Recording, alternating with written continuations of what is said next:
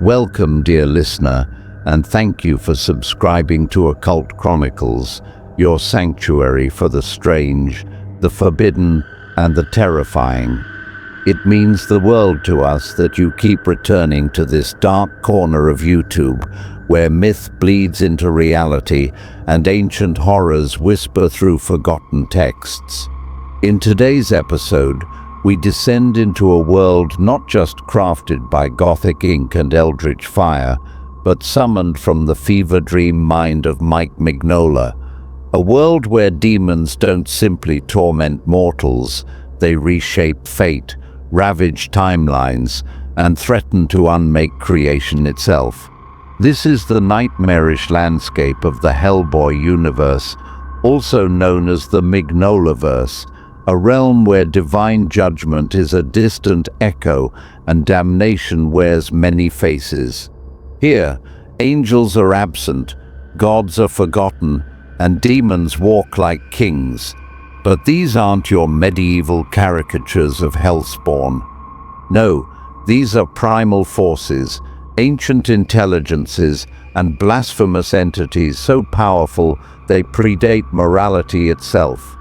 At the center of this cosmic inferno lies the Ogdru Jahad, seven bound gods of destruction, slumbering in crystal prisons, scattered across the stars, yet always watching. These beings are more than just demons. They are the architects of the end times, the original dragons spawned from the void. The very breath of the Ogdru Jahad poisons worlds. Their dreams birth monstrosities, and their awakening signals not just the apocalypse of man, but the unraveling of time, matter, and spirit. Hellboy, the crimson-handed beast himself, was born of their influence, a genetic fuse lit with ancient prophecy. But he is just one thread in this cursed tapestry. From the depths of Earth to the edge of forgotten galaxies, their spawn, the Ogdru Hem, creep, crawl, and conquer. These monstrous offspring are legion, each more grotesque than the last, birthed not through wombs but through rituals, blood, and corrupted intent. Among them we find Sardu Hem, a writhing, tentacled horror imprisoned beneath Cavendish Hall, whose resurrection marked one of the first major breaches between our world and theirs. But the Ogdru Hem are only the foot soldiers. There are other powers, cunning, regal, and cruel, like Nimue, the Blood Queen, once a druid priestess turned goddess of death, now a vengeful sovereign seeking to annihilate the modern world and return it to a state of primal darkness. She drank from the well of souls and commands legions of witches and the undead. Her soul, fractured and banished, returns time and again through necromantic rites, her power undiminished, her madness growing. Nimue is not just an antagonist, she is a force of cataclysmic rebirth. Standing beside her in the demonic hierarchy is Hecate, the Iron Maiden, a goddess witch forged in iron, born of the earth's wrath and spiritual rebellion. She offers Hellboy a crown of fire and calls him to become the beast of the apocalypse. Yet she too is a prisoner of fate and delusion. Her cult spans centuries, her likeness carved in ancient crypts, and her essence lingers in forbidden rites whispered in dead tongues. And then there's Astaroth, sorcerer king of the abyss, who walks through time like a man, but speaks with the voice of aeons. He is the embodiment of infernal cunning, a demon who seduces with knowledge and annihilates with truth. It was Astaroth who prophesied Hellboy's destiny, who sought to turn him into a harbinger of divine ruin. His knowledge is pure corruption, and his presence rots the veil between worlds. But the Mignolaverse is not just ancient gods and hellfire monarchs. It also houses beings who hide their horror behind masks of civilization. Take Devourer, a childlike figure dressed in aristocratic clothes, appearing innocent but housing a demon lord of staggering power. She drinks human souls like wine and commands entire armies of devils, manipulating war and destruction from behind the scenes. Then we have the Black Flame, a man consumed by occult science and transformed into a living god of annihilation. Clad in shadow and crowned with unholy fire, he resurrects the Ogdru Jahad and accelerates the march toward Armageddon. He believes in purification through total extinction, and his cult sees him as the prophet of the final fire. Even Hellboy himself cannot escape this hierarchy of doom. Born Anung Unrama, the beast of the apocalypse, he is the one destined to bring about the end, his stone right hand of doom, the key to releasing the Ogdru Jahad. And yet he fights against this fate with stubborn humanity, turning his back on thrones of flame and kingdoms of ash. But fate is not so easily denied. In one timeline, he becomes the beast, his body crowned in horns and wrapped in hellfire, commanding the armies of hell to scour the earth clean. Yet in another, he dies a martyr, triggering an alchemical resurrection of the world. Even in death, his blood becomes ritual, his bones sacred, his legend eternal. Around all this swirls 1,000 lesser evils, the Gruagak, twisted by humiliation and revenge, Baba Yaga, the immortal witch who feasts on eyes and commands death like a conductor wields a symphony, and countless infernal legions that skitter through the cracks of reality. Mike Mignola's demonic lore is not just frightening, it's philosophical. These demons are metaphors for destiny, entropy, and the horrors of free will. They whisper truths we were never meant to hear, that the world was always doomed, that salvation is an illusion, and that sometimes the monsters wear our own faces. So join us as we continue our descent, peeling back the veils of flesh and faith to reveal the monstrous heart beneath.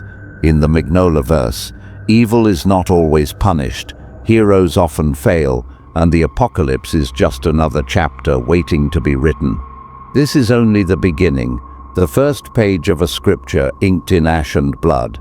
Stay with us and prepare to meet the rest of Hellboy's infernal kin in part 2 of this series, where darkness doesn't just rise, it rules. But as we descend deeper into the underworld of the Hellboy mythos, we realize that the infernal hierarchy is not merely about brute strength or grotesque design.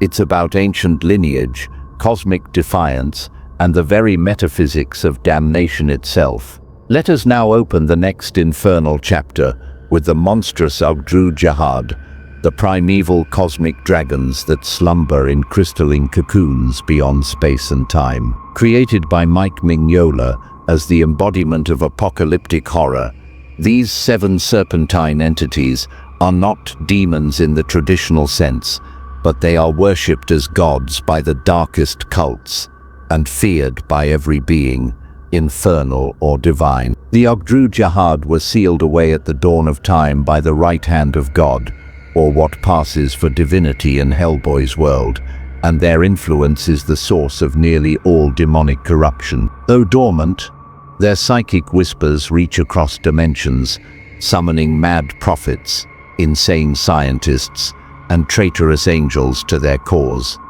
Even Rasputin, the infamous mystic, became their servant in the hope of awakening them to remake the world in chaos. But these dragons are not alone in their agenda.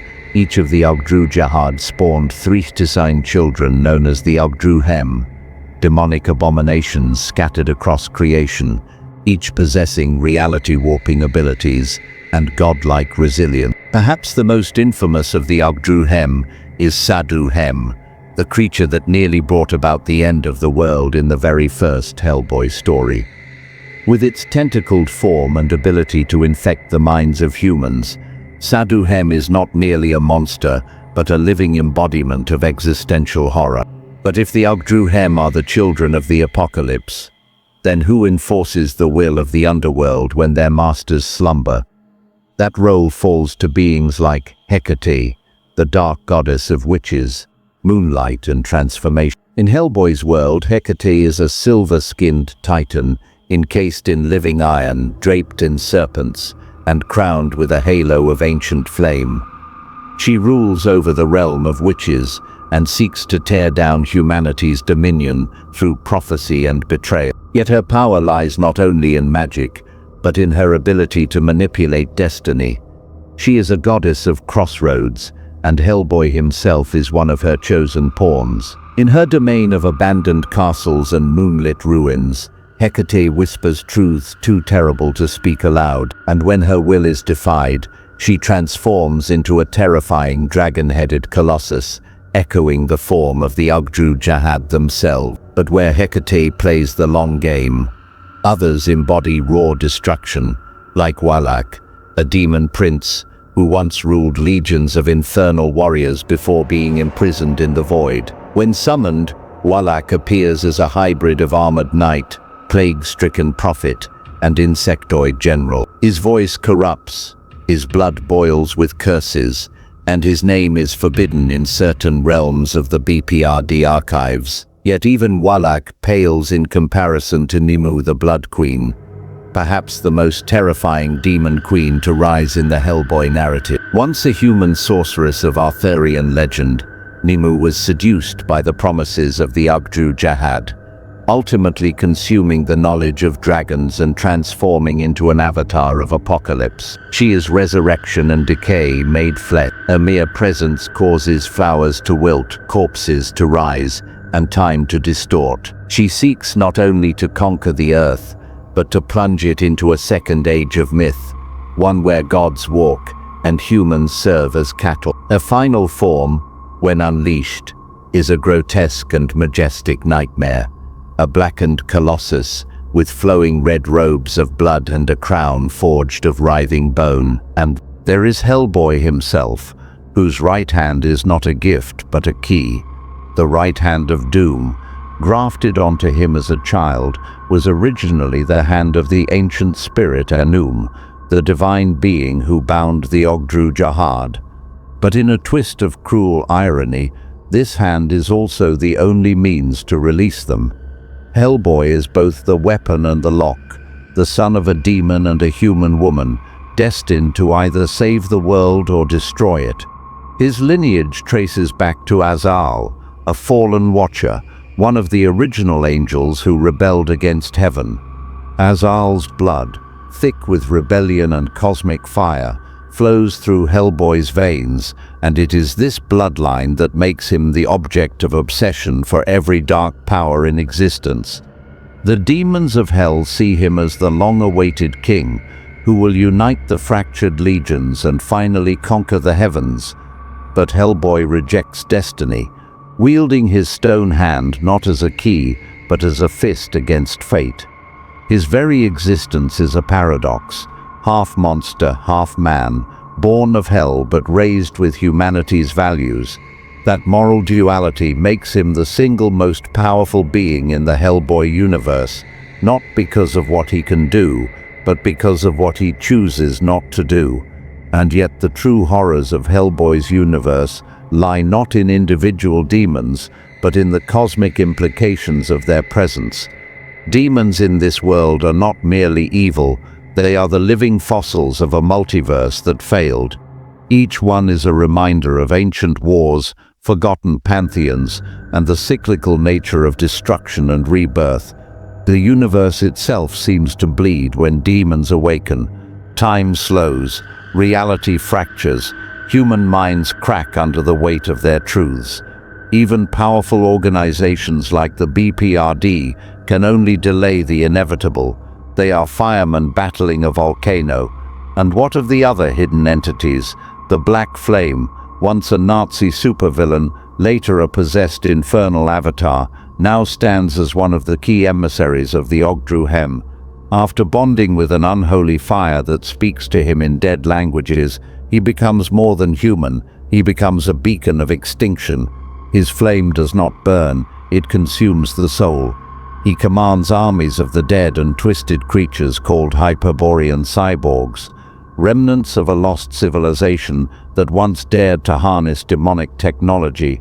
The Black Flame is not a character, he is a warning. But even deeper still, beneath the ruins of ancient cities and sunken temples, lies the nameless host, a mythic reference whispered in Hellboy comics but never truly seen. These are the demons who predate language, the ones even the Ogdru Jahad fear. Their forms are never shown. Their effects are catastrophic. They are memory, they are sin, they are what is left behind when a world dies screaming. And this leads us to the terrifying truth. In the Hellboy universe, the demonic is not just monstrous, it is inevitable. No matter how many times the apocalypse is averted, no matter how strong the heroes or sacred the relics, the tide of damnation always returns. The reason is simple, because hell, in this world, is not a location, it is a direction, a slow spiraling descent. And those who hear the call, be they witches, warriors, or wayward gods, are simply finding their way back to where they began. Whether in the ruins of ancient Hyperborea, the craters of occult battlefields, or the forgotten vaults beneath the Vatican, the demons of Hellboy continue to whisper, waiting, watching, preparing. And when the final seals are broken, when the last rites are spoken in a tongue older than stars, they will return, not with fire and brimstone, but with silence, rot, and the collapse of meaning itself. In the end, the most powerful demons of the Hellboy universe are not the ones who roar, but the ones who wait in quiet hunger. They are not loud, they are inevitable,